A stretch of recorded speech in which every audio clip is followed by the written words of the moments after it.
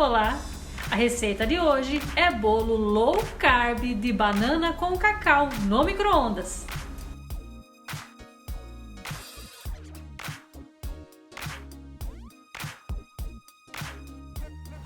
Em uma tigela, amasse 2 bananas.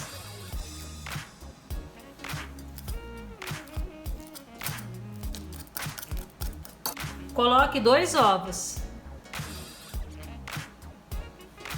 Misture com um batedor.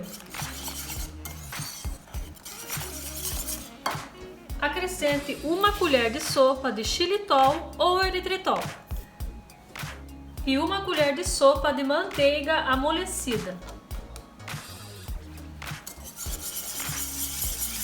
Coloque meia xícara de farinha de castanha de caju, mais ou menos 6 colheres de sopa. Você pode trocar por farinha de amêndoas.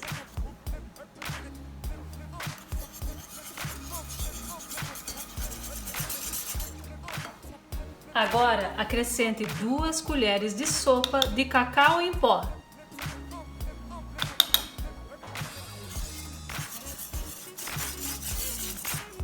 Uma pitada de sal, 1 pitada de canela e meia colher de sopa de fermento químico.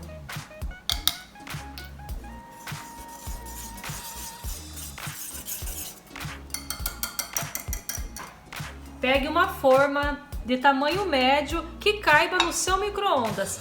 Essa minha é de cerâmica e está untada com manteiga. Coloque a massa.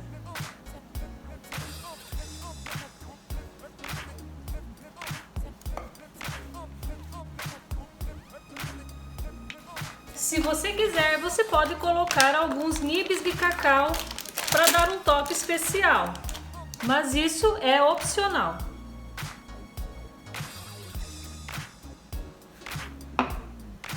Leve ao micro-ondas por 4 minutos.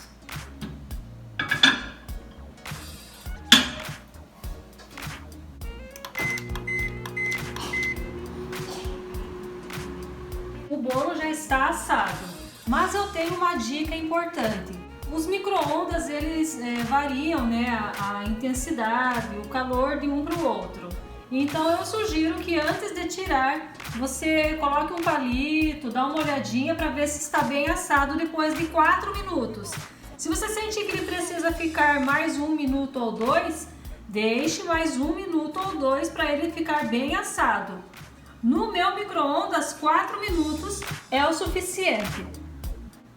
Ele fica bem perfumado, bem apetitoso, o cheiro dele é bem gostoso e não perde nada para os bolos assados em forno convencional.